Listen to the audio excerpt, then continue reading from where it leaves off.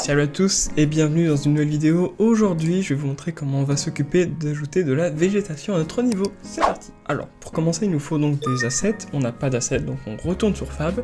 Pour ma part, je vais prendre ce pack-là, étant donné qu'on a des arbres, des roches, des pierres, c'est juste tout ce qu'il nous faut pour la végétation, donc c'est parfait. Une fois que c'est importé, je migrerai à la fin en off, je pense, ce dossier-là dans le marketplace, comme ça, on garde une certaine cohérence. Donc là, on peut se rendre dans notre niveau et l'ouvrir. On va pouvoir aller dans un nouveau mode, on va prendre le foliage, et ce foliage, comment ça fonctionne? En gros, on va donc dans notre stylisé PBR nature, qui est le pack qu'on a téléchargé, et on va par exemple on va voir si on ne trouve pas des arbres. Voilà, c'est parfait, donc on va prendre un arbre, n'importe lequel, on va prendre celui-là, on le pose pour voir ce que ça vaut, ça me semble être bien, donc on va le prendre, ou celui-là, ouais voilà, un des deux, ou même les deux, par exemple, on le prend et on le dépose. Une fois déposé, il va apparaître ici, et on va devoir peindre.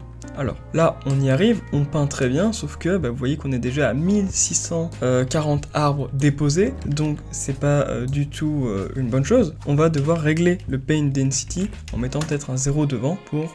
Et même encore comme ça c'est trop, donc peut-être en passant comme ceci. Voilà, là comme ça du coup on a un petit peu plus d'espace entre les arbres, et il faut quand même ça, sinon on ne pourra juste pas se déplacer. Là comme on peut le voir, les arbres ont l'air d'être plus ou moins bien espacés, donc on peut conserver ces paramètres, bien que je les mettrai peut-être encore un petit peu, peut-être à 65, comme ceci. Et on va pouvoir, donc on va passer la broche à 3850, on va devoir activer nos paramètres, les collisions. On va les mettre en block all, sinon on passera à travers les arbres. Donc vérifiez bien que vous avez sélectionné votre arbre avant. Et par exemple dans le scale X ici, on peut modifier sa taille. Donc, par exemple on met x5. Je mets volontairement une valeur exagérée, mais comme ça on aura des arbres plus grands que d'autres, alors que c'est exactement les mêmes, mais ça permettra d'ajouter un peu de variation, qu'on aura cette impression de beaucoup plus naturel. Et si on veut, on peut même également faire dans le sens inverse, on met des 0,5, c'est mieux quand c'est des rochers, parce que des arbres super petits c'est moyen, mais ça le fait. On peut mettre par exemple ça à 1 ou 0.85 sur du 2 par exemple. Ça, nos arbres seront un peu plus grands et un peu plus petits. On peut également faire quelque chose, cocher un paramètre. En gros, si maintenant je décide de placer des arbres comme ceci, et vous allez voir que certains arbres seront penchés.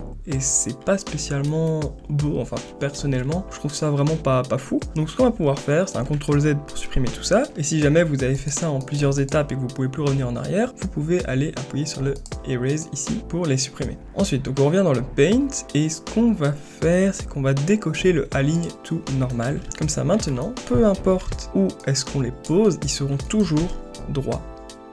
Donc là, par exemple, je vais augmenter le Paint Density, et on va voir que du coup, les arbres seront toujours droits. Comme on peut le voir ici. Ça, c'était pour les petits détails. Donc on va remettre ça en 0.065, je pense, et ça en 3850. C'était ça? Non, il y avait encore un 0 en plus. Comme ceci. Voilà. On a modifié la taille de manière aléatoire, on a activé ses collisions, et on a également fait en sorte qu'il soit aligné à la normale. Qu'est-ce que je pourrais vous apprendre de plus? Eh ben, on a le placement, et dans le placement, on va aller dans la section avancée. Et là, on va pouvoir inclure des layers ou les exclure. Par exemple, comment est-ce qu'on avait appelé celui-là? C'était la roche, et on l'avait juste nommé Rock. Il faut que ce soit exactement le même nom que celui-ci du coup, avec un R majuscule, etc., etc. Ça doit être le même nom. On retourne dans le foliage, on vient ici, donc là on voit rock, donc là on dit qu'on exclut la roche avec un pourcentage de 0%, donc je veux dire on inclut rien du tout, c'est 100% exclu. Donc, admettons maintenant que je remette la densité à 100% et que je passe, oula, mauvaise idée, donc on va le remettre à 0,5, comme ça. Si je passe, voilà, vous pouvez voir que la roche est totalement exclue.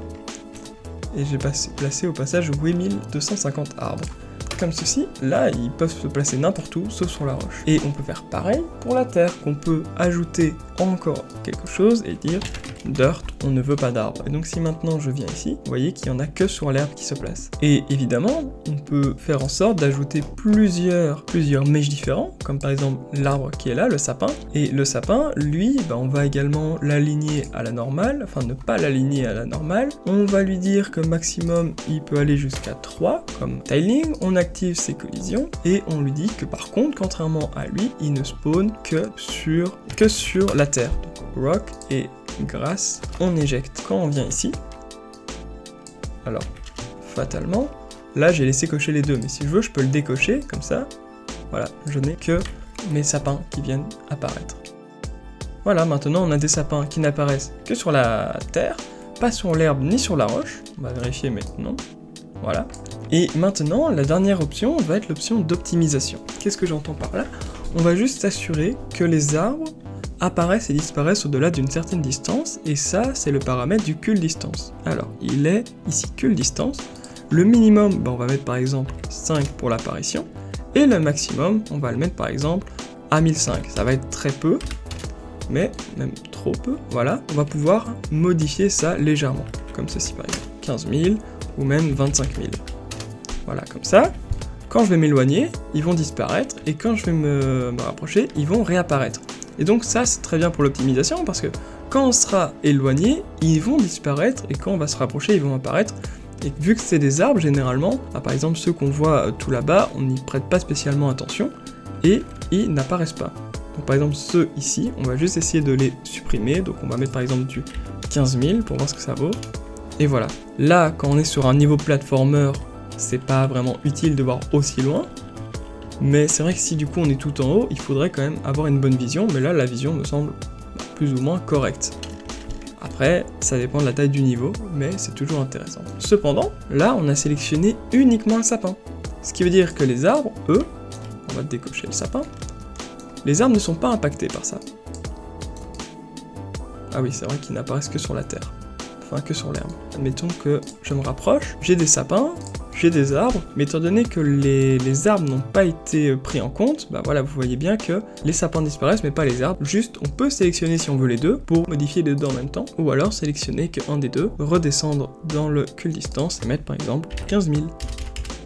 Et là, bah boum, voilà, les arbres et les sapins apparaissent et disparaissent en même temps.